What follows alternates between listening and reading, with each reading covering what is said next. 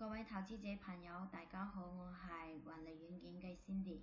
今次呢，我哋喺網上開呢一個雲利軟件同我學嘅系列課程，都係為咗方便我哋嘅新手、新嘅 member。呢個呢係我哋嘅雲利軟件嘅基礎操作課程，希望大家可以從呢個基礎操作課程學識使用雲利軟件。今次呢，我哋主要係3個方面教識大家認識我哋嘅雲利軟件。第一個係數據嘅下載，第二個係快捷鍵嘅介紹，同埋如何查尋股票。咁最後一個呢，就係教識大家使用趨勢王或者係 TE。好，第一個方面係數據嘅下載。數據嘅下載呢，都係我哋嘅軟件都係每日收市之後，我哋都必須都係要更新當日嘅一個數據。如果你唔更新當日嘅一個數據嘅話，咁你係分析嘅時候都係冇最新嘅一個數據。所以講，我哋都係要每日都係要更新呢一個數據。咁呢個時間都係晚上7點之後。咁如何嚟更新呢一個數據呢？都係有兩個方法。第一個方法都係點咗呢一個雲利通訊，點咗雲利通訊之後呢，點一下數據下載都係可以下載。咁第二個方法呢，就係直接撳呢一個衛星，就係我用呢一個紫色嘅圓圈圈出嚟嘅標出嚟嘅呢一個衛星，我哋直接撳翻去都係可以。咁今次呢，我哋係打開軟件教大家使用。如果係第一個種方法嘅，就係打開呢一個雲利通訊，然之後呢，數據嘅下載係咁樣。咁出咗之後呢，佢都比如今日係24號，咁如果係24號嘅數據，我哋仲未下載，我哋就可以打開咗之後，直接撳呢一個下載數據，呢係一種方法。咁如果係第二種方法呢，都係一樣嘅，就係撳咗呢一個接收，就係呢一個雷達。撳咗之後，我哋都係會發現佢都會跳出呢一個窗口。呢個窗口呢，都係可以直接撳呢一個下載數據嘅。如果你發現咗你撳咗之後，呢一個窗口就係下載數據，呢個窗口冇數據，就係説明咗你已經下載晒啦。咁呢一個呢，就係我哋下載數據嘅一個步驟。兩個方法，希望大家都係可以記住。咁第二個呢，就係介紹呢一個快捷鍵嘅使用同埋如何查尋我哋嘅股票。咁首先，如果係我哋要查尋我哋嘅股票嘅話，都係要進入呢一個圖形分析。圖形分析都係同樣有2種方法。第一種方法係撳呢一個圖形，係我用紫色嘅圓圈標出嚟呢一個圖形，呢一個撳咗入去之後，都係進入我哋嘅圖形分析。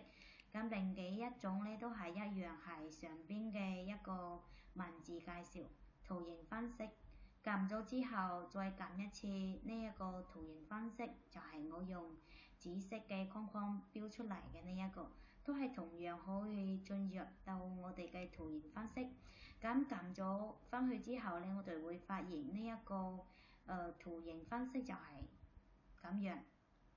呢一個相信大家都唔陌生，因為我哋如果係要分析股票嘅話，都係要打開呢一個圖形分析。咁圖形分析打開咗之後，我哋點樣去使用？我哋都係要有所了解，係唔係？咁主要都係工具欄。工具欄嘅話，首先係上邊呢一個工具欄。上邊呢一個工具欄係我哋嘅主工具欄。主工具欄嘅話都係有好多，比如圖形分析、行程瀏覽同埋呢一個選股都係主工具。主工具欄喺呢一欄。咁除咗呢一欄之後咧，都係會有左工具欄。咁左邊嘅工具欄主要係咩咧？主要係方便我哋畫圖。然之後咧都係改變呢一個日期，因為我哋可以細心嘅朋友可以發現，依家我哋使用嘅一個圖表係日線圖。如果我哋係要轉變成週線圖、月線圖，都係可以轉變，都係左邊嘅工具欄，大家可以自己跟住自己需要嘅一個分析週期去改變。咁除咗左邊呢一個工具欄之後咧，仲係由我哋嘅右側嘅工具欄。咁右邊嘅呢一個工具欄咧，主要都係一個我哋用嚟分析我哋股票嘅一個指標。咁呢些指標咧，大部分都係我哋雲力軟件自己創作嘅。咁除咗呢個右側呢一個工具欄之後咧，我哋會發現喺最下邊就係左手下邊有一個窗口嘅切換。呢一個窗口嘅切換都係方便我哋大家。大家可以睇到而家嘅窗口切換係有1窗口、2窗口、3窗口、6窗口。呢一個係咩意思咧？最主要係如果我哋想只有一個圖形一個圖表，我哋就撳呢個1窗口。如果我哋想用2個指標嚟分析呢一個股票嘅話，撳2窗口。如果係3個指標係分析我哋一個股票嘅話，係3窗口，係咁樣。咁除咗之後咧，我哋打開咗圖形分析之後，我哋下一步就係如何搜索股票。呢個搜索股票都係需要大家注意嘅一點，就係我哋嘅前提係你嘅輸入法係英文狀態。如果係中文狀態嘅話，我哋係輸入唔得嘅。所以呢一個係前提。咁方法如何 key in 我哋嘅一個股票咧？直接係 key in 我哋嘅股票嘅號碼或者係佢嘅名稱。key in 咗之後咧，我哋就撳呢個 enter 就可以使用，就可以揾到我哋嘅股票。咁如果我哋係 index， 就係我哋嘅指數都係一樣。咁我哋嘅指數嘅話，直接撳佢嘅名字都係一樣，可以搜索到我哋嘅股票。呢個係比較簡單嘅一種搜索股票嘅方法。咁除咗呢個之後咧，仲係有一個快捷鍵嘅介紹。呢個快捷鍵嘅介紹主要係今次主要介紹嘅係我哋嘅指數，因為咧我哋呢個而家如果係新加坡、馬來西亞同埋香港嘅會員朋友咧，大家都會發現係4月份之前咧都係3個國家，就係你買咗雲力軟件之後。你唔係只單單有一個國家嘅數據，係有3個國家。但係到咗5月份之後咧，如果你係要買3個國家嘅數據，咁你就係要加錢嘅。係。咁如果我哋係有3個國家嘅朋友咧，我哋可以撳呢一個3個國家嘅 index， 或者我哋叫做指數。3個國家嘅指數點撳出嚟咧？第一個方法就係啱先我教大家嘅，就係直接撳佢嘅名稱，撳咗出嚟之後撳一下 enter， 呢個係一種方法。咁另一種更加快捷嘅方法就係直接撳呢一個 F3、F4、F5。如果係新加坡嘅指數嘅話，我哋撳 F3。如果係馬來西亞 KLCI 嘅指數嘅話，撳 F4。如果係香港嘅指數嘅話 F5。3、4、5呢個3個市場都係咁樣㗎。但係咧有時候咧，如果係你嘅筆記本、你嘅電腦撳 F3、F4、F5 撳得咗，咁都係有一種補救嘅方法，就係減 F， 就係我哋要加埋呢一個 FN。如果係新加坡嘅指數 FN 加埋 F3， 如果係馬來西亞嘅指數都係 FN 加埋 F4， 如果係香港嘅指數嘅話就係 FN 加埋 F5 咁樣操作。咁除咗呢個之後，你都係有一個放大縮小我哋嘅呢一個圖表嘅快捷鍵。咁呢個快捷鍵咧就係我哋嘅圖表最下低中間呢一個加號同埋減號。如果係加號嘅話就係放大，如果係減號嘅話就係縮小。就係呢樣睇。咁除咗呢個之後咧，我哋都會有呢個快捷鍵。如果你係要放大呢一個圖形，放大呢一個蠟燭嘅話，我哋就撳呢一個 F12。如果係縮小嘅話 F11，都係呢樣撳。咁有些朋友係撳 F12、11唔得，都係要加埋呢一個 FN。咁各位新會員朋友都係可以自己去試一下呢個放大同埋縮小嘅一個鍵。咁接下來咧就係第三一個部分，第三部分就係我哋簡單介紹一下呢一個趨勢環 TE 嘅使用。咁首先呢一個趨勢環咧，我哋要明確嘅知道佢係咩指標，佢係做咩嘅，係咪？咁趨勢環佢有兩個特點，就係第一個佢係可以幫助我哋追蹤呢一個趨勢。呢一個趨勢咧唔係單單一個短期嘅趨勢或者係長期嘅趨勢，我哋嘅趨勢環可以同時幫我哋追蹤呢一個股票嘅長期同埋短期嘅一個趨勢。除咗呢個趨勢之後咧，佢都係會有一個明確嘅買賣點，佢會話俾你知咩時候買，咩時候賣咗，都係咁樣操作。咁呢一個趨勢環咧有三個部分需要我哋認識。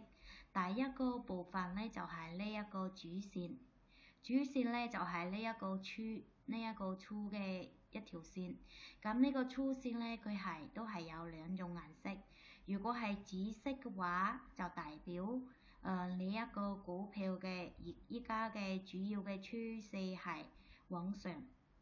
如果係青色嘅話，如果你嘅股票打開咗趨勢環，睇見係青色嘅話，代表嘅係你嘅股票依家咧主要嘅趨勢係往下走。咁除咗呢一個主要嘅趨勢之後，就係有一個我哋要認識嘅，又係到時 K 線。呢一個到時 K 線咧，同我哋普通睇嘅呢一種蠟燭係唔一樣嘅，因為佢係唔代表我哋嘅股票嘅價格，佢係有咩用咧？佢就係幫我哋分析睇一下呢一個股票嘅短期嘅趨勢。啱先我哋介紹咗呢一個主線，如果係主線嘅話，就係睇呢一個股票嘅中長期趨勢。咁如果係呢一個到時 K 線嘅話，就係睇股票嘅短期趨勢。咁除咗呢兩個之後咧，仲有一個部分就係我哋睇見嘅呢個虛線。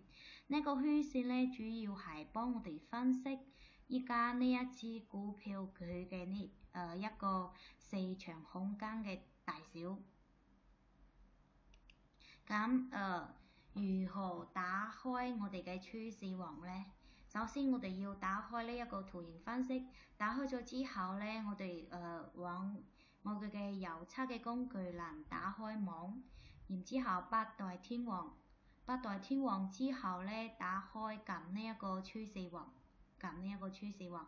如果你係使用英文版嘅朋友嘅話，趨勢王呢一個佢就會寫上 TE Trend Expert。咁除咗撳咗出嚟之後咧，我哋就係可以使用。如果係英文版嘅都係一樣，往我哋嘅右側嘅工具欄點一個 EXP 撳咗之後咧，都係到八代天王就係 A Expert。咁撳咗 A Expert 之後咧，就撳呢一個 Trend Expert，就係我哋嘅趨勢王。趨勢王咧都係有一個簡名，就係 TE。首先啱先都係介紹咗同大家介紹咗呢一個主線嘅主要嘅作用。如果係我哋嘅主線係往上走嘅，佢嘅顏色都係紫色嘅話，就代表咗我哋嘅呢一個股票嘅中長期嘅趨勢係往上走嘅，係走好嘅。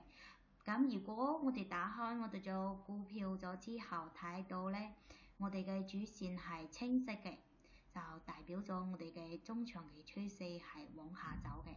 呢個都係好簡單嘅。咁除咗呢個之後咧，都係有一個道氏 K 線。啱先都係介紹咗呢一個道氏 K 線咧，佢唔係代表股票嘅價格，佢係代表呢一個我哋話嘅呢一個股票嘅短期嘅一個趨勢。咁如果你打開咗你嘅股票之後，你發現依家你嘅股票嘅道氏 K 線係青色，就表明咧你嘅股票依家佢嘅短期嘅趨勢係往下走嘅。咁如果係紅色嘅話咧，就係往上走嘅。呢個都係好簡單。咁除咗我哋認識咗呢一個趨勢王嘅一個重要嘅主成部分之後咧，我哋都係要睇佢嘅買點同埋賣點。買賣點咧，呢一個咧都係好重要嘅。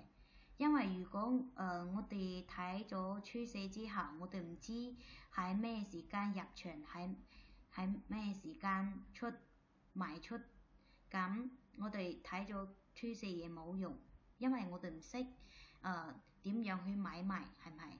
咁呢一個趨勢王咧都係有一個明確嘅買賣點。第一個我哋係介紹咗佢嘅買點，咁如果係佢個買點嘅話，啱先我哋話咗，如果我哋嘅到時 K 線變成紅色，代表咗佢嘅短期趨勢係往上走嘅，係咪？咁如果係我哋嘅到時 K 線從青色變為紅色，咁呢一個咧就係我哋嘅買點，第一個買點。但係呢個買點咧，只係作為我哋嘅短期嘅買點。如果係短期嘅買點嘅話，我哋都唔建議大家係買多，都係要買少少，因為我哋知道佢嘅主要嘅趨勢，我哋都係要睇呢一個主線。比如呢一個第一個買點呢個出嚟之後咧，我哋睇呢一個主線都係青色，咁就表明咧依家只係短期往上走，佢嘅主要嘅趨勢都係往下走嘅。我哋唔確定係咪？喺我哋唔確定嘅情況下咧，我哋只能賣少少。咁第一個賣點係咁樣，咁第二個賣點咧係一個非常重要嘅買點。呢一個買點表明咩意思？第一點係我哋睇到呢一個到時 K 線往上穿過呢一個主線。咁如果係咁樣穿過呢一個主線係紫色，然之後咧呢一個主線係往上走嘅，呢一個就表明依家呢一支股票嘅主要趨勢發生咗改變，就係由原來嘅往下走，依家改變咗往上走。所以講第二個一個買點係我哋最重要嘅買點。如果你第一個買點買咗20%之後，咁第二個買點你可以加倉。咁如果第一個買點你仲未買，咁第二個買點你可以入場，就係咁樣。咁除咗買點之後，我哋都係會睇賣點。第一個賣點呢，就係我哋嘅短期嘅一個道氏 K 線紅變青。道氏 K 線紅變青就係我哋標出嚟呢一個3呢一個點呢，可以作為我哋短期嘅賣點。咁除咗呢一個之後呢，第4個賣點出嚟就係我哋睇到呢一個道氏 K 線係清晰，呢一個主線呢都係清晰。咁呢個道氏 K 線呢往下走，第4個呢一個係最重要嘅一個賣點，我哋一定要賣，因為4出嚟咗之後呢，我哋會睇到股票嘅佢嘅主要嘅趨勢同埋佢嘅短期嘅趨勢都係往下走嘅。咁呢一個都係要我哋大家自己去複習、去睇、去觀察，睇一下我哋嘅呢個趨勢王嘅使用。咁除咗呢一個之後呢，我哋都係有一個注意嘅一個事項。呢一個注意事項呢，都係要話呢一個注意事項呢，主要係同我哋大家講呢一個，如果你係使用趨勢王嘅，咁如果你嘅股票依家係行擺調整嘅時候呢，我哋都唔係建議你使用嘅，因為趨勢王佢係趨勢裏嘅指標。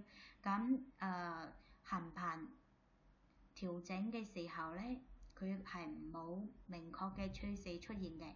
如果冇明確趨勢出現，我哋使用咗趨勢類嘅指標嘅話，我哋會睇到佢會有好多嘅買賣點出現。所以講大家使用呢一個指標嘅時間都係要注意一下。呢一次呢，就係我哋今次嘅呢一個課程。咁我哋下次嘅課程呢，主要係告訴大家使用呢一個選段放大同埋自選組合嘅應用。介紹一下右側嘅工具欄係有咩東西。咁最後一個呢，都係一個指標嘅切換嘅小技巧。呢一個呢，係我哋下次嘅課程。咁如果大家對我今次嘅呢一個課程仲係有咩疑問，如果有咩疑問嘅話，都係可以加埋我嘅 WhatsApp 或者係我嘅微信去問我。關於今次都係多謝大家嘅收睇，我哋下期再見。